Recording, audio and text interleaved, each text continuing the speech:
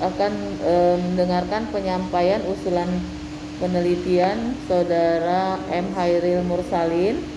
Penelitiannya adalah mengenai hama penyakit ya, beberapa varietas padi yang penelitiannya dilakukan di Tanah Salim di Desa Plokampai.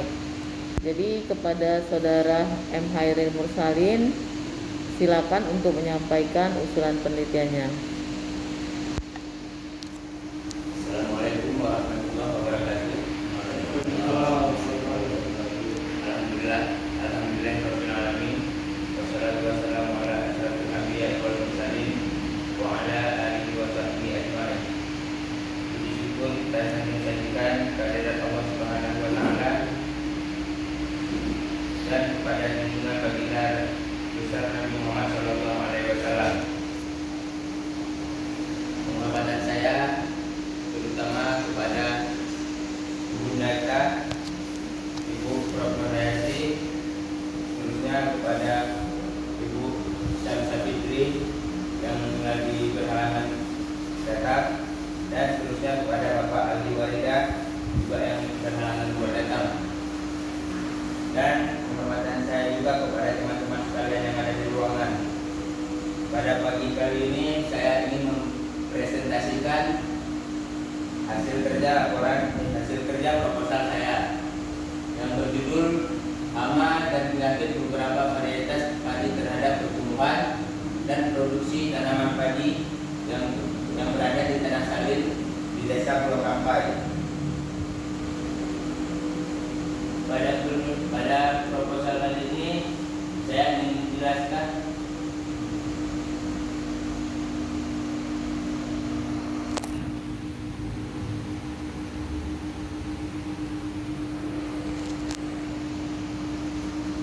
di bab pendahuluan. Saya ingin menjelaskan tentang padi, yaitu merupakan tanaman serealia penting dan digunakan sebagai makanan pokok oleh bangsa Indonesia. Itulah sebabnya produksi pada sangat perlu untuk ditingkatkan. Peningkatan produksi padi dipengaruhi faktor pengganggu yang dapat berakibat pada penurunan produksi. Kendala utama yang sering gimana Pak?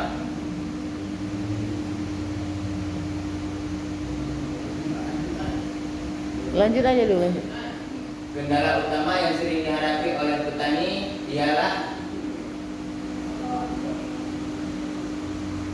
Lanjut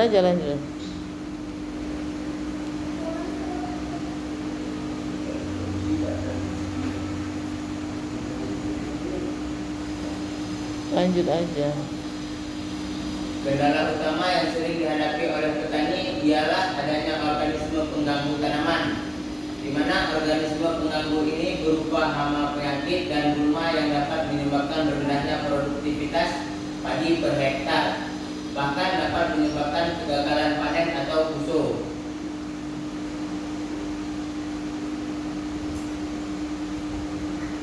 Di halaman selanjutnya saya ingin menjelaskan apa itu yang namanya tanah salim. Tanah salim ini merupakan tanah yang mengandung garam NaCl yang terlarut dalam jumlah banyak sehingga mengganggu pertumbuhan tanaman. Salinitas tanah yang tinggi dapat menyebabkan keracunan pada tanaman. Keracunan ini juga disebabkan oleh ion-ion spesifikasi seperti ion NaCl dan SO4 yang banyak terdapat pada tanah-tanah dengan tingkatan salinitas yang tinggi. Hal ini juga dapat mempengaruhi proses fisiologi tanaman seperti tanaman fotosintesis, transpirasi, dan sintesis klorofil.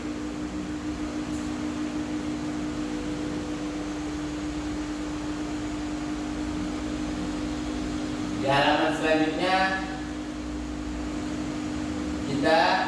saya ingin menjelaskan tentang karakteristik pada tanaman padi. Pada tanaman padi umumnya juga merupakan tanaman semusim dengan 4 fase pertumbuhan. Yang pertama yaitu fase vegetatif yang cepat. Yang kedua vegetatif lambat. Yang ketiga reproduktif, dan yang keempat pemasakan. Secara garis besar, tanaman padi terbagi ke dalam dua bagian, yaitu vegetatif dan generatif. Di mana bagian vegetatif terdiri dari akar, batang, daun, dan bagian generatif juga terdiri dari malai yang terdiri dari bulir-bulir daun dan bunga.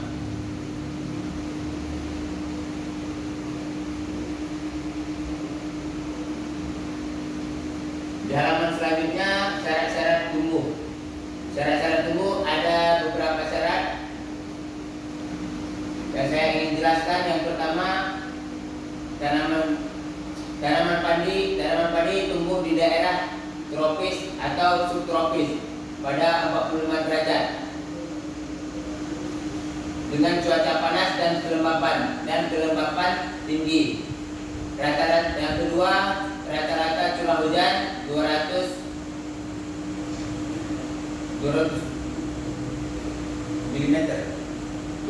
mm atau per bulan, atau 1.500 atau bahkan sampai 2.000 mm atau per tahun. Itu di dataran yang rendah dia 0 sampai dengan 650 meter dpl dengan temperatur 22 derajat Celcius sampai 27 derajat Celcius. Sedangkan di dataran tinggi dia sampai 650 sampai dengan 1.500 mdpl dengan temperatur 19 derajat Celcius sampai dengan 23 derajat Celcius. Syarat yang selanjutnya, penyinaran matahari penuh tanpa naungan. Yang selanjutnya, padi sawah ditanam di tanah yang berlempung, yang berat atau tanah yang memiliki lapisan keras 30 cm di bawah permukaan tanah, menghendaki tanah lumpur yang subur dengan ketebalan 18 sampai 22 cm. Syarat yang selanjutnya, keasaman tanah antara pH 4 0 sampai dengan 7 pada padi sawah. Pengenangan akan mengubah pH tanaman menjadi netral 7,0.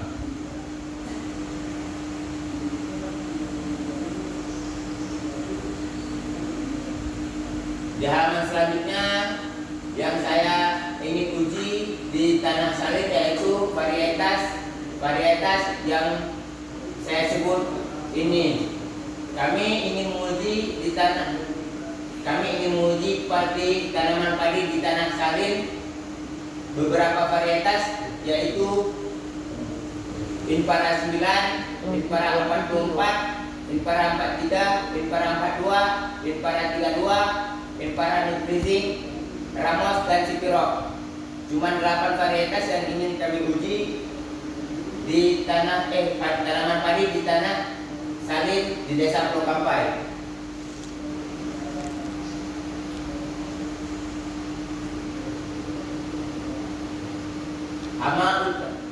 Hama utama. Umumnya di Indonesia terdapat 5 spesies penggerek batang, yaitu hama penggerek kuning. Di dalam bahasa Latin Scirphopaga incertulus. Yang kedua, penggerek putih, Scirphopaga innotata. Yang selanjutnya, penggerek bergaris, Psilocypressalis. Selanjutnya, penggerek berkepala hitam, Psilophylicisus, dan penggerek merah jambu, Sesamia inferens. Di antara 5 jenis penggerek batang padi yang dikenal di Indonesia merupakan penggerek batang padi kuning, Scirphopa incertulus, yaitu merupakan spesies paling dominan. Imago akan meletakkan telurnya di daun, kemudian setelah menetes larvanya menggerek ke dalam batang masuk dari pelepah daun, lalu hidup hingga menjadi pupa di dalam batang dengan memakan jaringan dalam batang. Penemuan Kan et al. pada tahun 1991.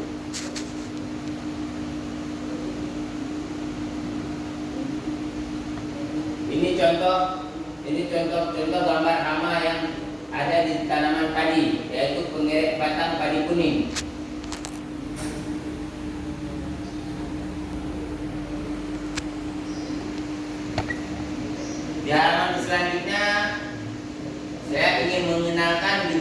gejala serangan. Gejala serangan dari penggeret padi, yaitu dikenal sebagai sundep dan beluk. Gejala sundep ini terjadi pada tanaman padi di saat fase vegetatif, disebabkan oleh larva yang menggeret di dalam pangkal batang sehingga menyebabkan daun yang bergulung, tidak membuka, kemudian mengering, dan batang yang terserang akan mati. Tetapi tanaman masih dapat mengkompensasi serangan ini dengan munculnya anakan baru. Gejala buluk, sedangkan gejala buluk terjadi pada tanaman fase generatif yang disebabkan oleh larva menggeret pangkal malai sehingga bulir menjadi hampa dan tidak menghasilkan beras.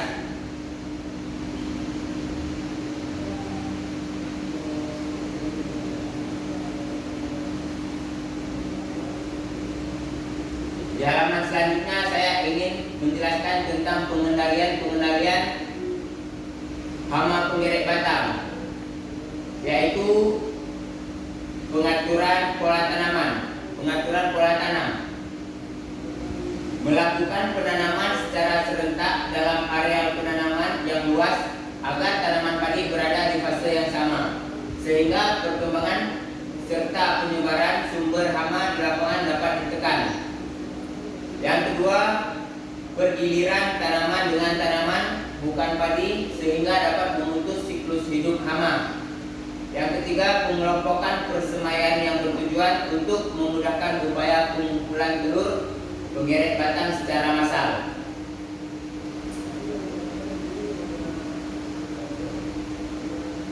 Cuman sekian yang bisa saya jelaskan. Metode penelitian belum? Gak apa-apa kalau nggak ada slide-nya, dari proposal aja tampilkan. Coba bantu dulu, bantu bukakan proposalnya. Proposalnya Iya, buka.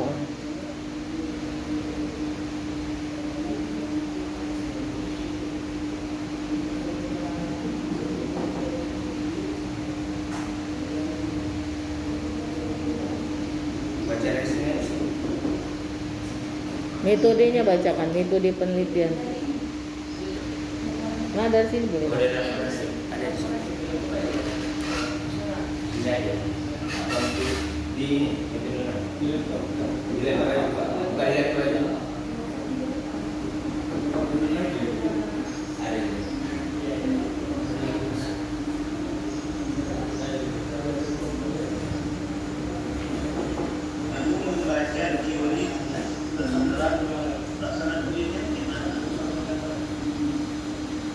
Metode penelitiannya Iya, Pak. nggak ada di PowerPoint-nya.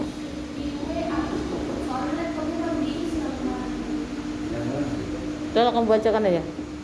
Bacakan aja.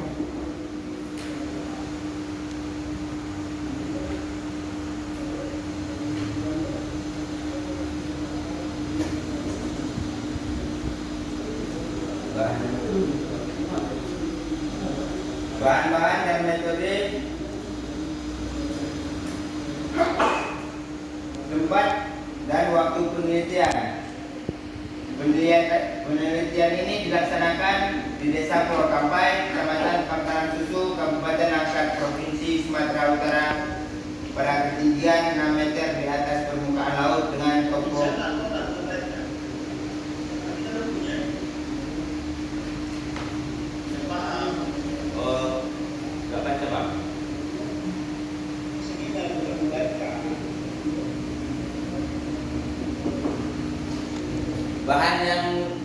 bahan-bahan dan alat yang digunakan untuk keperluan penelitian saya.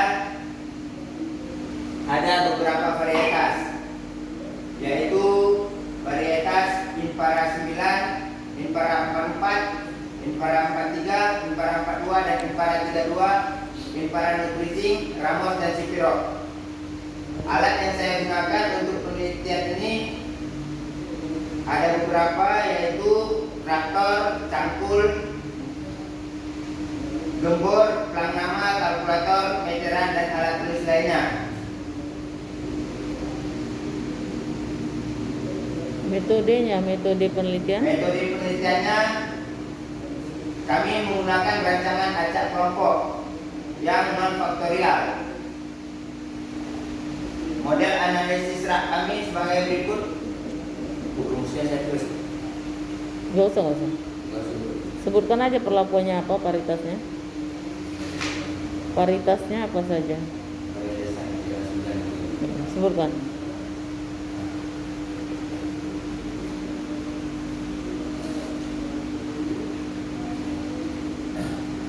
Varietas padi yang kami tanam, yang kami uji yaitu Impara 9, Impara 4, Impara 43, Impara 42, Impara 32, Impara Terpilih, Ramos dan Sipirok.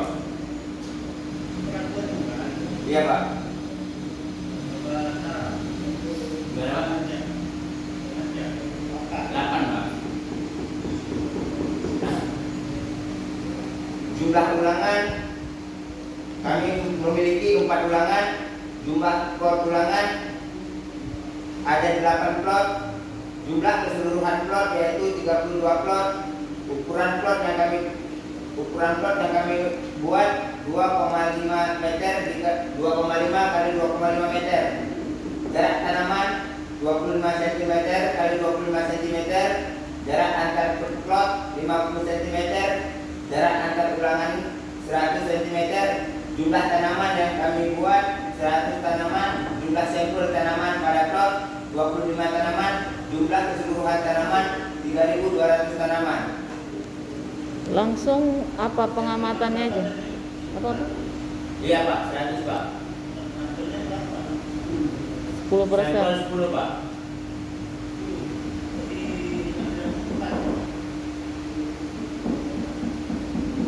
Itu jumlah ulangan Pak.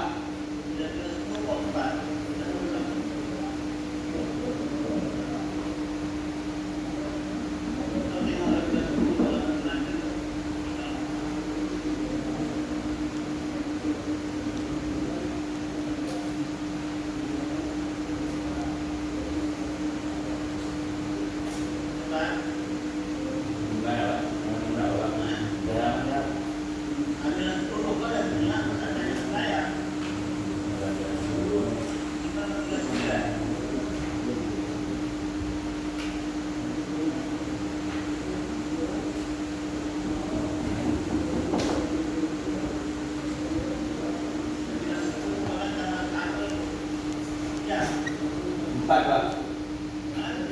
4.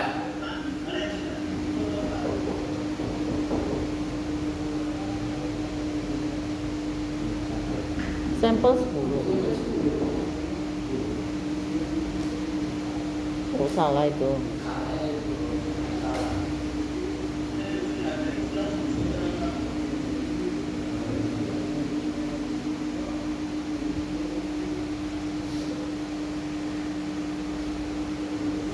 Pak.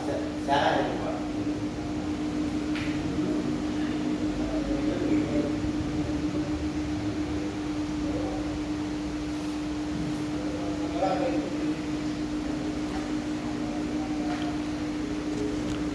Gimana Pak? Iya Pak.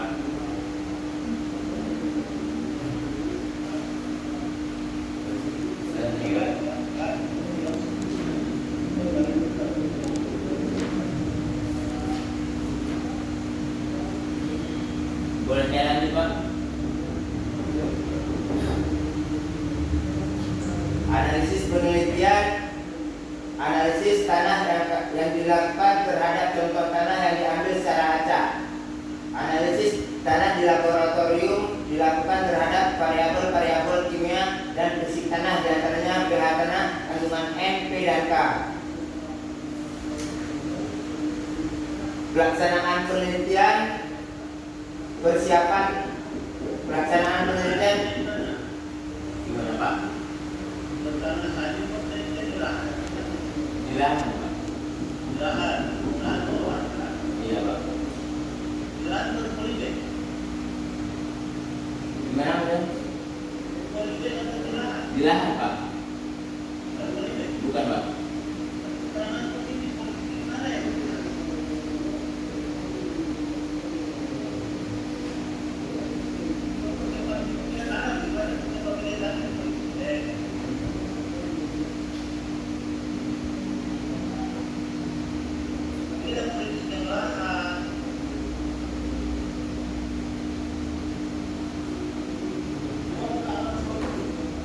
Iya Pak, di persiapan media tanam Pak. Persiapan media tanam, siapkan polybag lalu masukkan tanah salin sebanyak di polybag Pak.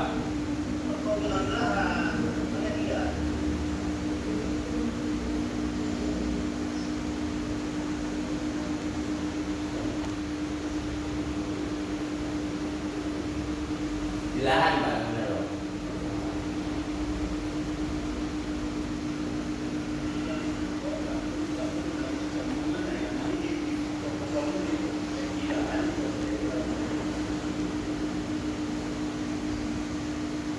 Benar, Pak.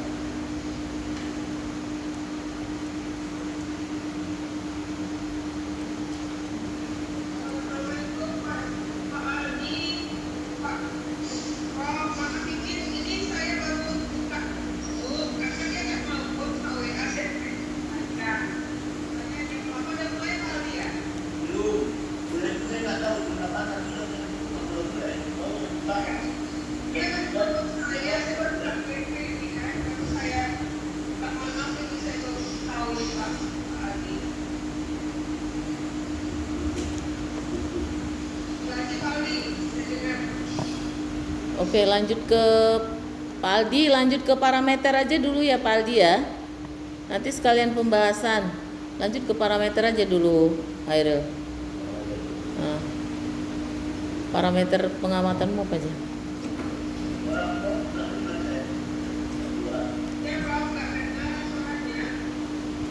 Dekatkan ke sini Jomnya kalau nggak. Sini aja. Atau ibu nampakkan ha. Ya gitu.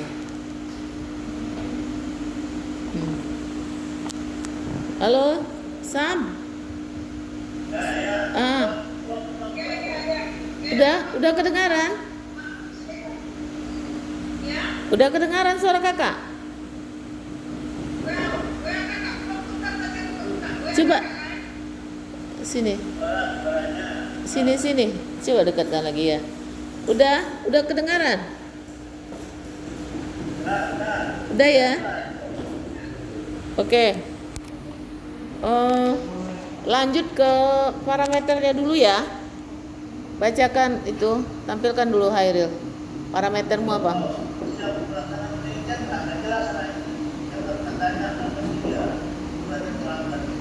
Iya Bang.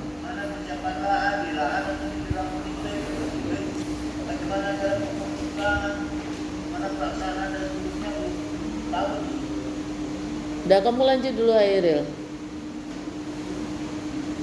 Parameter penelitian.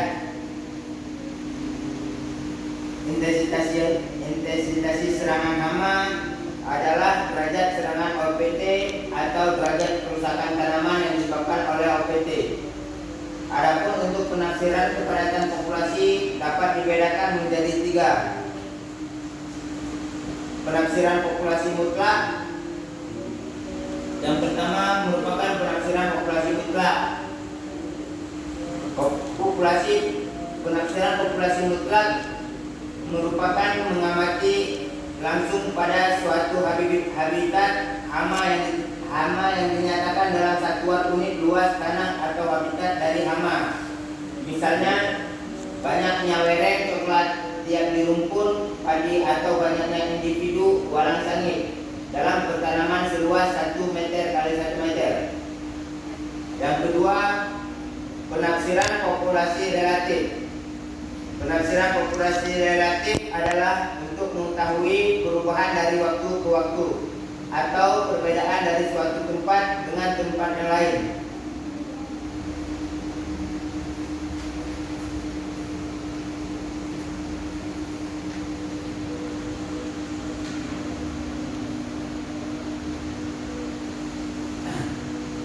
Selanjutnya, intensitasi penyakit. Intensitasi serangan penyakit adalah tingkat serangan atau tingkat kerusakan tanaman yang disebabkan oleh jamur, bakteri, dan virus yang dinyatakan secara kuantitatif atau kualitatif.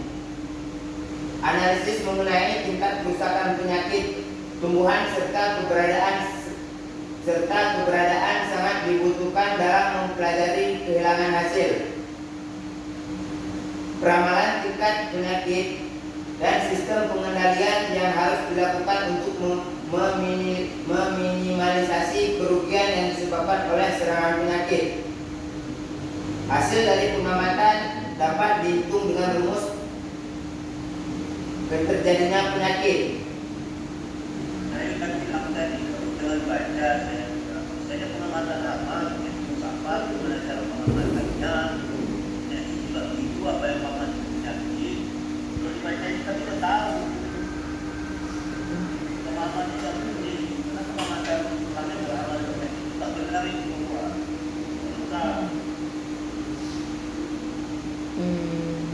Oke, Bang Aldi. Langsung aja ya.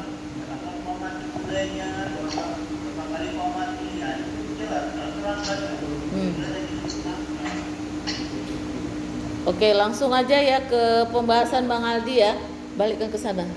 Ayo, kamu berhadapan dengan Pak Aldi. Iya jelas. Udah, langsung ke pembahasan Bang Aldi aja dulu ya, Bang. Oke. Airil, kamu duduk aja, Airil. Airil, kamu duduk aja, duduk biar nampak wajahmu. Coba duduk aja. Langsung aja.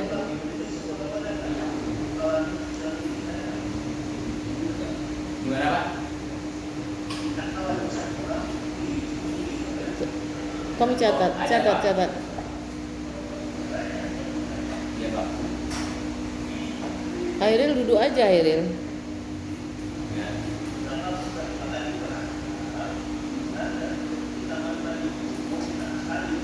Ya, Pak. Nggak kedengaran juga. Variabel yang tertinggi itu dua di sini sebenarnya. Hama, penyakit, dan kualitas. Nah, sehingga tergambar nanti di parameter untuk pengamatan hama. Sayang sekarang ini populer faktor non faktorial hanya menguji kualitas, tidak kaitannya dengan hama. Itu pertanyaan, hama dan penyakit gimana di lapangan? Satu, depannya hama ini nggak usah kita tentukan di dulu atau diubah dulu. Yang pertama ya, Pak. tolong catat kawanmu yang mencatat. Tolong kawanmu mencatat apa yang saya minta. Karena tujuanmu untuk mengetahui jenis hama dan penyakit pada beberapa kualitas.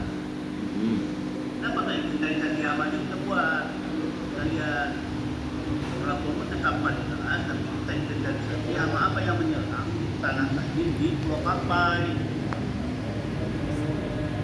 Sehingga judul sama tujuan nak untuk dengan bakti apa pelaksanaan penelitian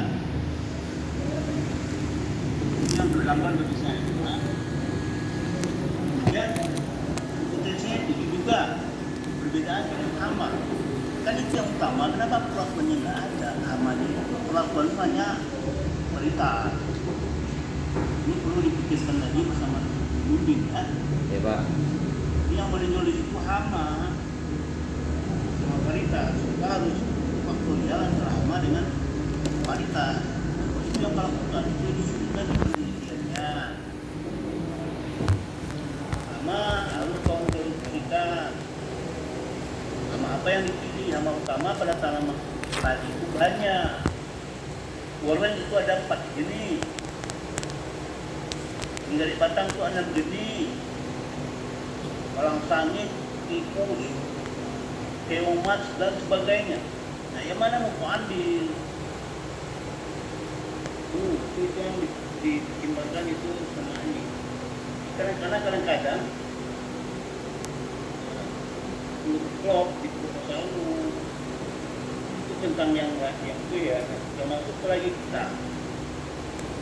Coba di sini di konten penelitian bab 3 coba kita.